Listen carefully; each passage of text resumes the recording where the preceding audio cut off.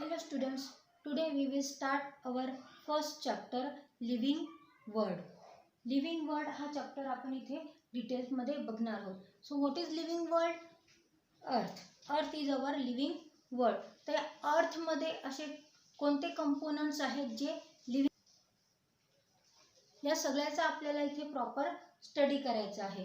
तर आपल्याला माहिती आहे on the earth is based on basic two components, biotic components and abiotic components. तर बायोटिक कंपोनंट्स कोणते आहेत? जे लिव्हिंग आहेत.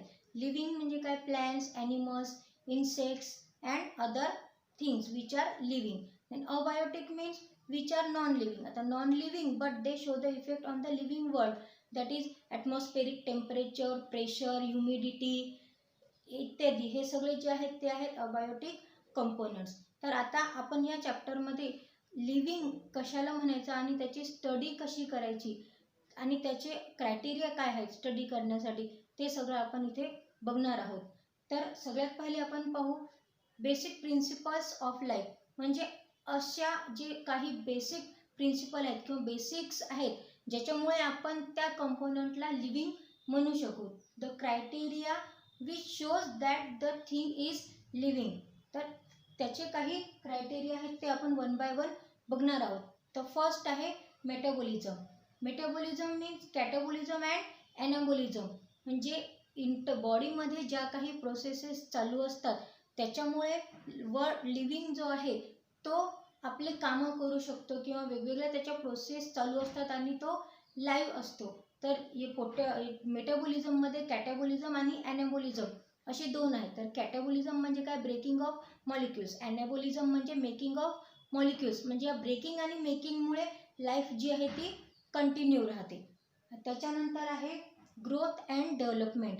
आता मेटाबॉलिझममुळे काय होते? ग्रोथ अँड डेव्हलपमेंट कंटिन्यू होते. लिव्हिंग जर आपल्याला म्हणायचं असेल तर त्याची ग्रोथ आणि डेव्हलपमेंट झाली पाहिजे. ग्रोथ म्हणजे विकास आणि वाढ आणि विकास दोन्ही जर कंटिन्यू चालू असेल तर त्याला आपण म्हणतो लिव्हिंग वर्ल्ड.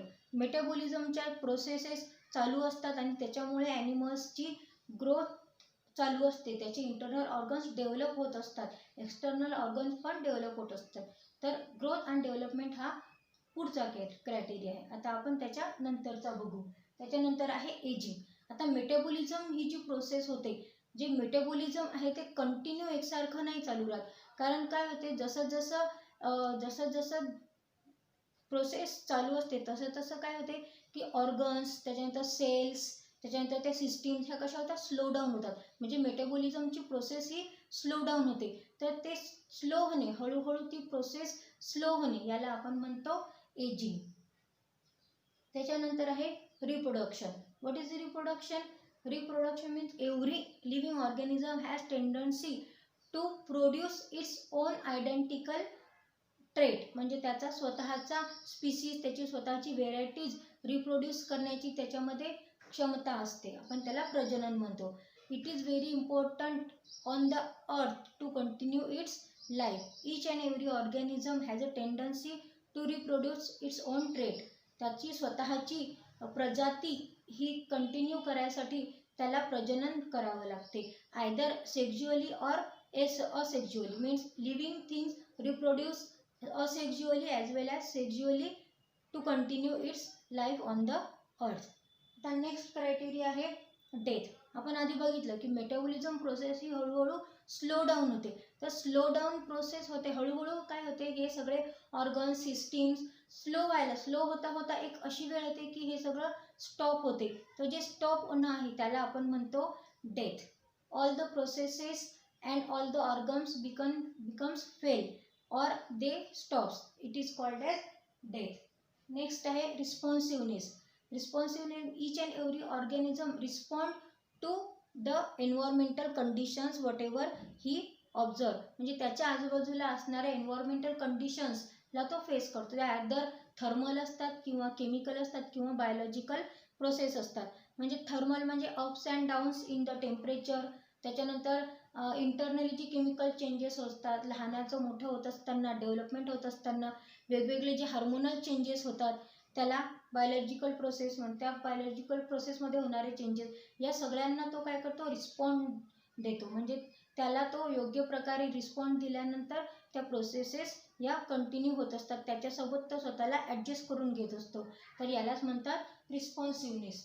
आता हे सगळे आपण पाहिले बेसिक प्रिन्सिपल्स ऑफ लाईफ. आपल्याला त्याच्यासोबत हे माहिती आहे की लाईफ तर आहे अर्थमय, पण काय आहे की तिथे डायव्हर्सिटी आढळते, विविधता आढळते, ज्याला आपण बायोडायव्हर्सिटी किंवा जैवविविधता असं म्हणत असतो. प्रत्येक ॲनिमल, प्लॅन्ट्स, इन्सेक्ट हे एकमेकांपासून वेगळे आहेत. म्हणजे प्राण्यांमध्ये जर घेतलं तर ते एकमेकांपासून वेगळे, एक प्रजाती जरी घेतली तरी त्याच्यामध्ये विविधता आढळते, त्याच्यानुसारच त्याच्या व्हेरायटीज ह्या क्रिएट होत असतात.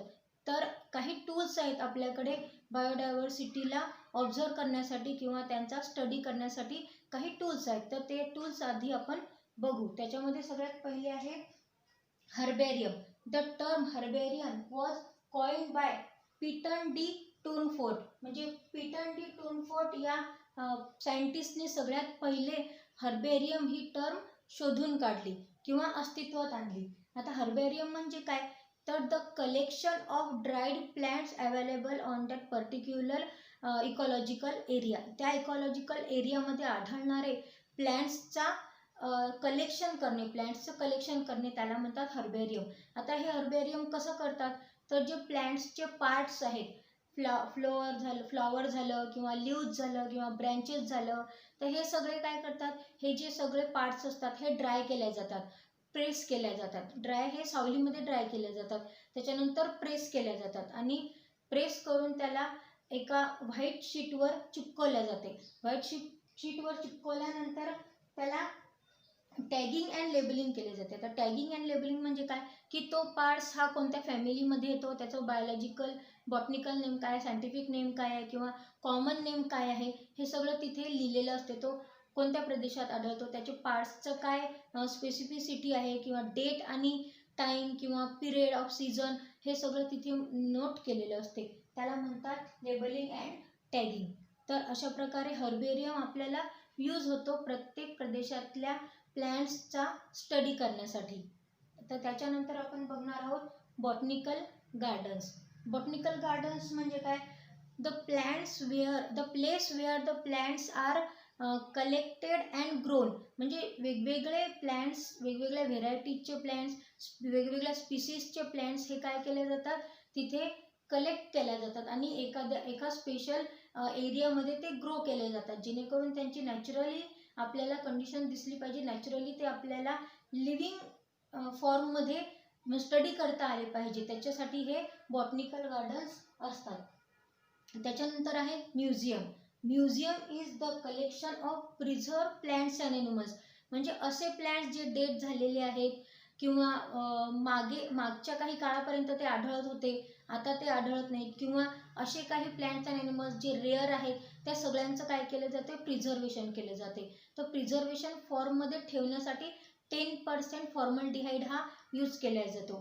तर या प्रोसेसला म्हणजे to preserve the plants and animals in the 10% formaldehyde, the process is called as taxidermy. याला काय म्हणतात, टॅक्झिडर्मी म्हणतात. आता हे कलेक्शन्स कशाचं असू शकते, तर शेल्सचं असू शकते, स्केलेटन ऑफ ॲनिमल्स असू शकते, वेगवेगळे इन्सेक्ट्स असू शकतात, वेगवेगळे प्लांट्स असू शकतात किंवा प्लांट्सचे पार्ट्स असू शकतात. त्याच्यानंतर एखादा स्पेसिफिक एम्ब्रिओ असू शकतो, जसं ट्विन्स फॉर्ममध्ये एम्ब्रिओ प्रिझर्व केलेला मी बघितलेला आहे.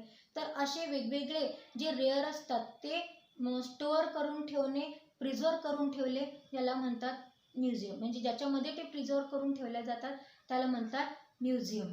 म्युझियमचा पण आपल्याला खूप उपयोग होतो to study the different plants and animals.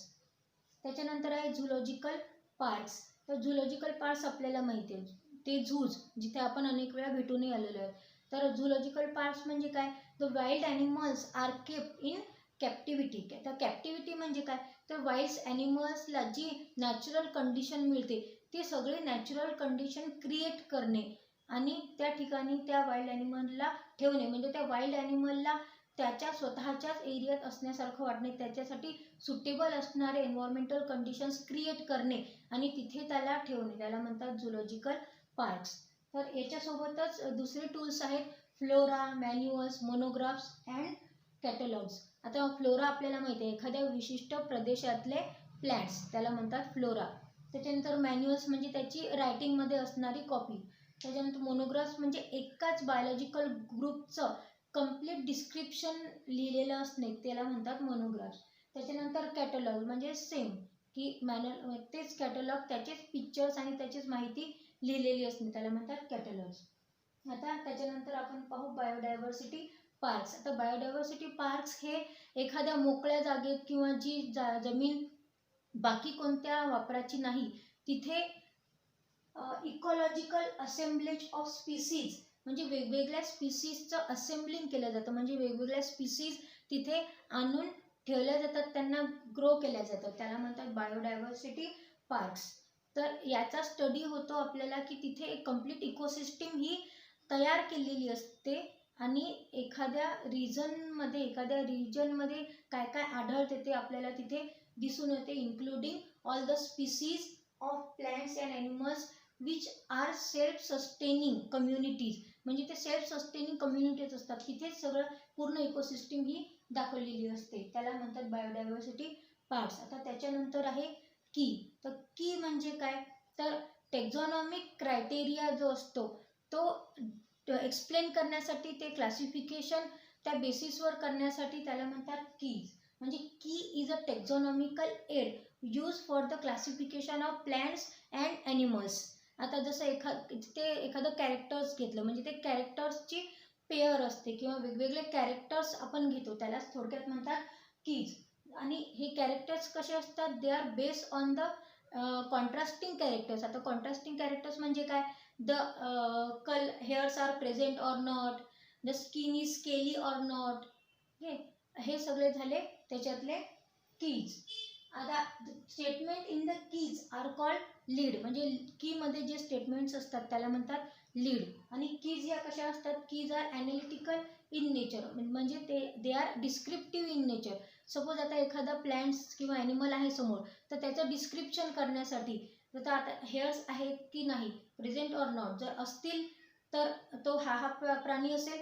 त्याच्यानंतर नेक्स्ट क्रायटेरिया त्याचा म्हणजे त्याचा डिटेल स्टडी असतो, जोपर्यंत त्या प्लांट्सचा आपल्याला स्पेसिफिक फॅमिली किंवा त्याची व्हेरायटी, त्याचा जीनस असा स्पेसिफिक माहीत होत नाही, तोपर्यंत त्याचा डिटेल स्टडी करणे याला म्हणतात ॲनालिसिस. तर हे कीज त्याच्यासाठीच ॲनालिटिकल असतात. म्हणजे टेक्झॉनॉमिक क्रायटेरिया जे आहेत, जसं प्लॅन्ट म्हणजे किंगडम झालं, सब किंगडम झालं, डिव्हिजन झालं, फॅमिली, व्हेरायटी, जीनस, स्पीसीज, ह्या सगळ्यांमध्ये की आढळतात त्या ॲनालिटिकल असतात.